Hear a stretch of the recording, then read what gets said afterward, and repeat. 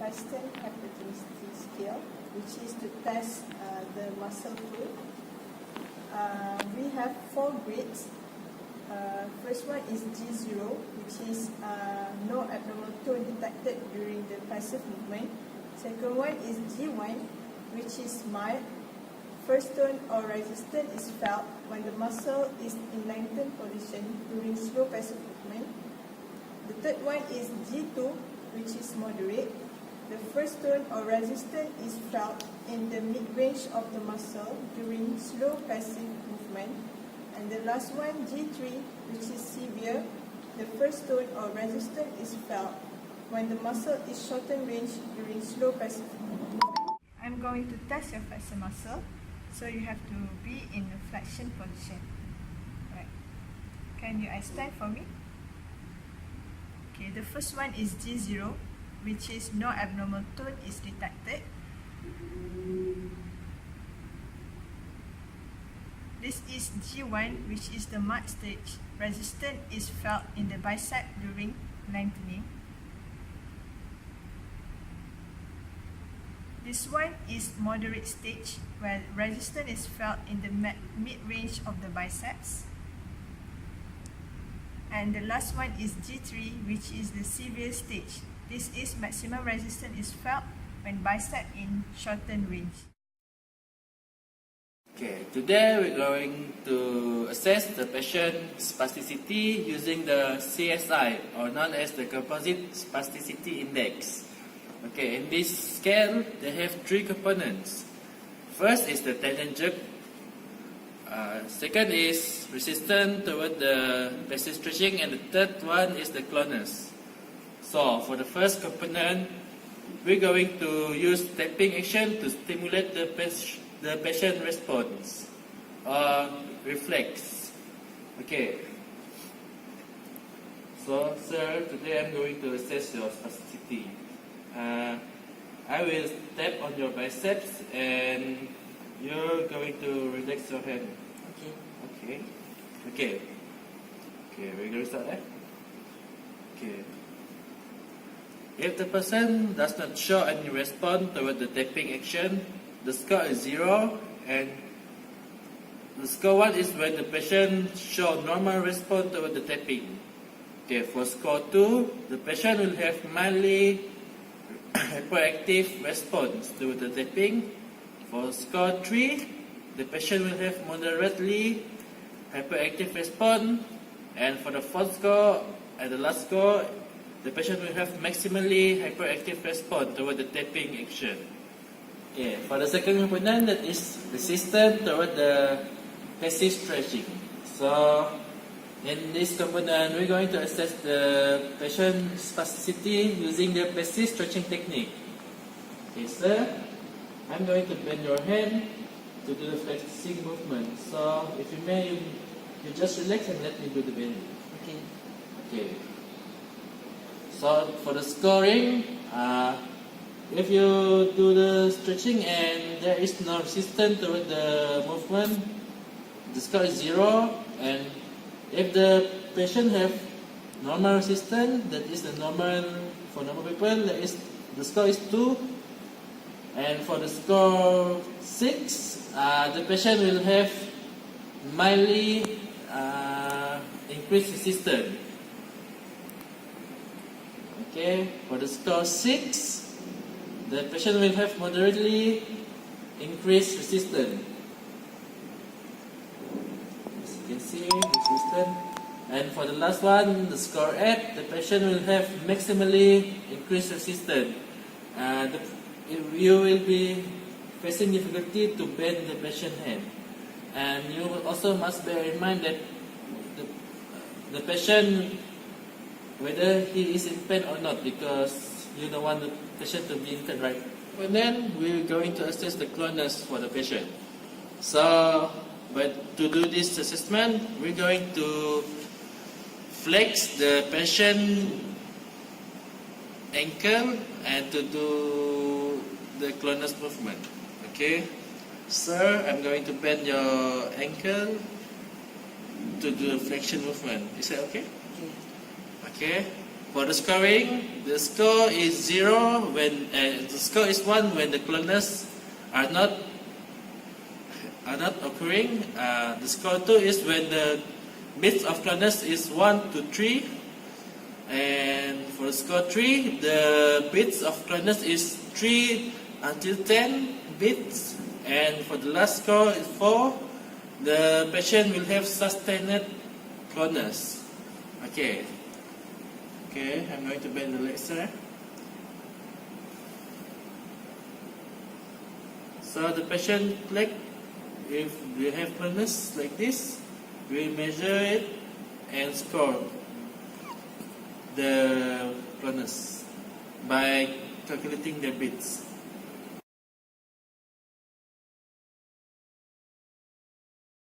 We'd like to show you how we're going to demonstrate the assessment.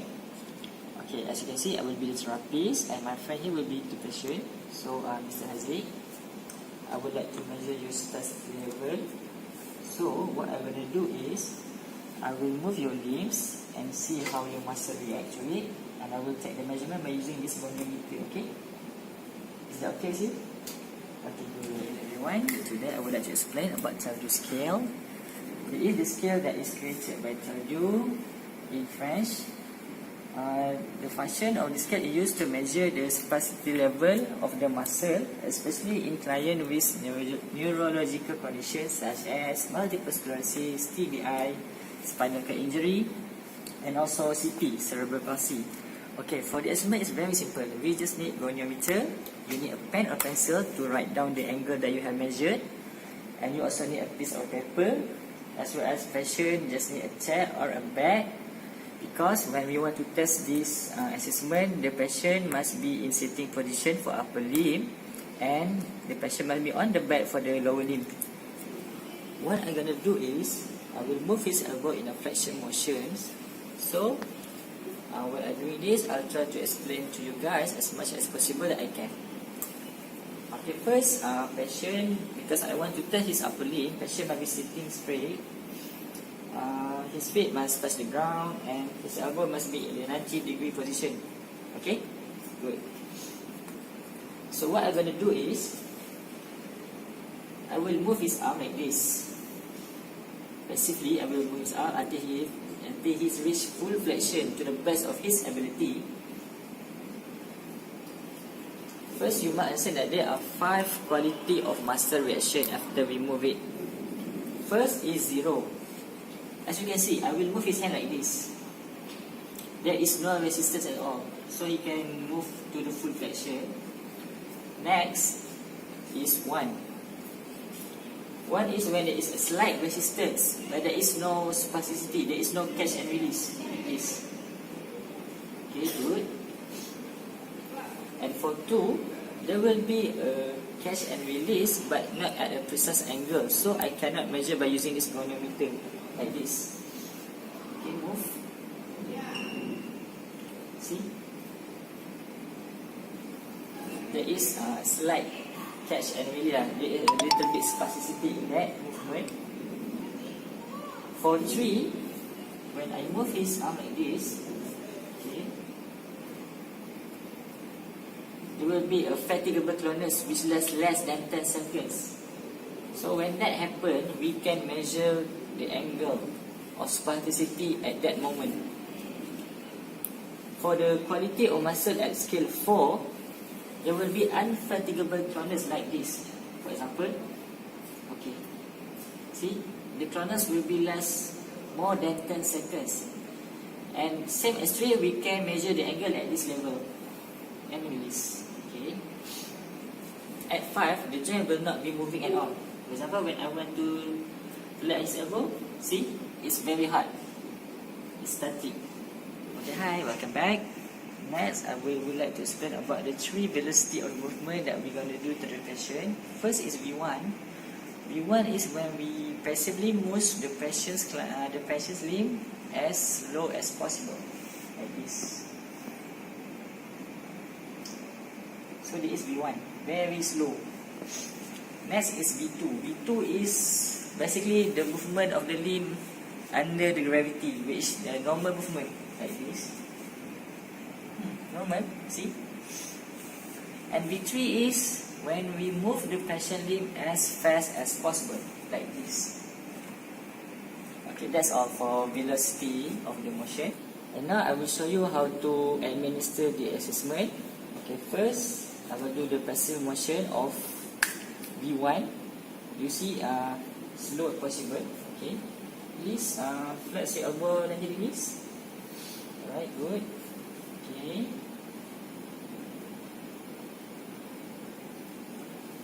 Okay, good. Then I will measure the full range of motion of his elbow flexion motion.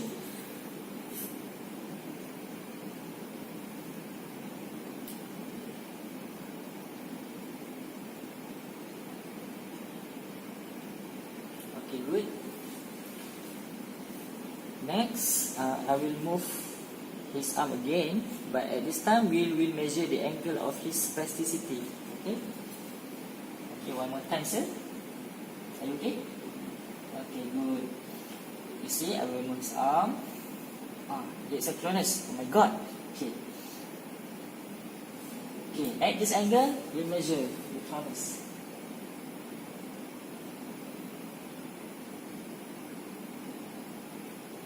Okay, good. Now we got the angle.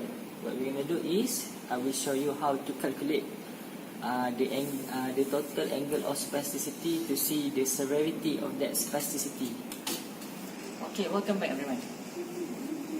Okay, since we have measured the value of the angle of the spasticity of the client, so right now I want to show you this. Come see this.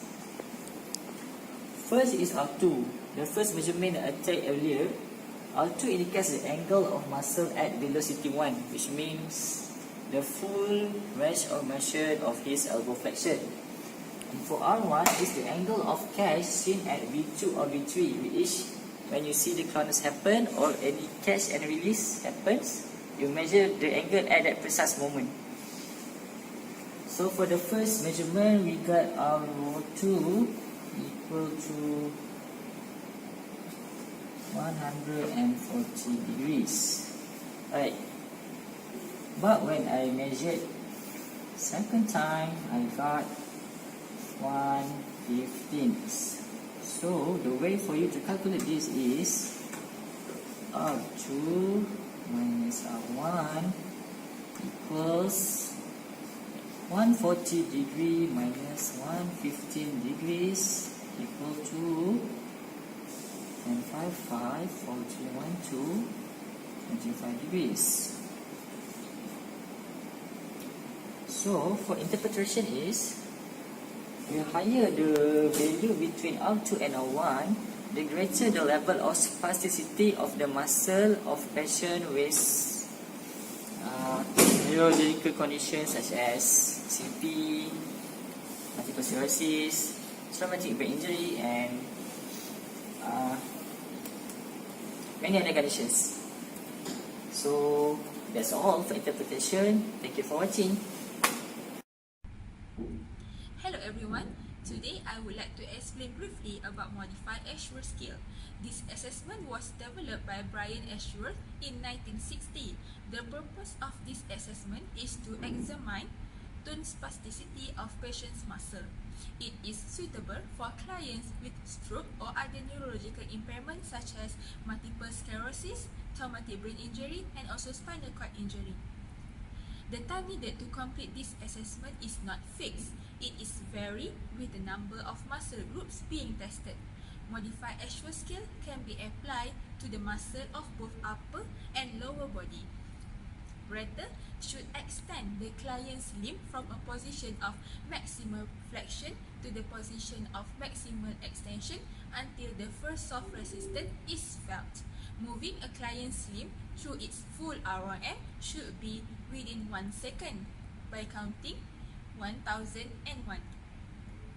Patient can be seated on a chair or in supine position during testing. There are no tools or equipment needed to complete this assessment. Throughout testing, patient should be instructed to remain calm and relaxed. So good morning, medium. I am Occupational Rashidi, an occupational therapist for you. So for today, we will perform modified Ashworth scale assessment. The purpose of this is to measure the tone spasticity of the muscle. And can I ask for your cooperation? Yes. Okay, the first is we will gonna need to extend your elbow from flexion, and we're gonna need to extend your elbow to test if there is a spasticity in your biceps. So I will try to explain the clinical rating scale as well for you. So let's start by flexing your elbow, and then we can extend. So if it is a grade 0, that means that there is no increase in muscle tone. Can you see that the movement is smooth, right? Yes. So this one is grade 0. And then if a patient experience grade 1, usually when we extend the elbow, there is a rigidity at the end of the ROM. So can we try one more time? We extend the elbow, and then there is a rigidity at the end of the ROM. Then okay. So patient with grade 1 plus can only extend the elbow less than half of the ROM, and then the remaining of the movement is rigid, a bit rigid. So can we try one more time? Yes. You need to extend your elbow, and then there is a catch at the half of the ROM, and experience a rigidity throughout the remainder. Okay. For patient with grade 2, can experience increase in muscle tone throughout the ROM. So there is increase in muscle tone throughout the ROM. So patient with grade 3, they will have difficulty moving the extremity throughout the passive movement. If we give passive movement to you, there is difficulty to move the hand. Okay? Okay, good. And for patient with grade 4, they will experience rigidity and difficulty moving the extremity throughout the passive movement, which means that if I try to extend your elbow, it is very hard for me to extend it, which means that we cannot move the limb at all. Okay, that's all for today. Thank you.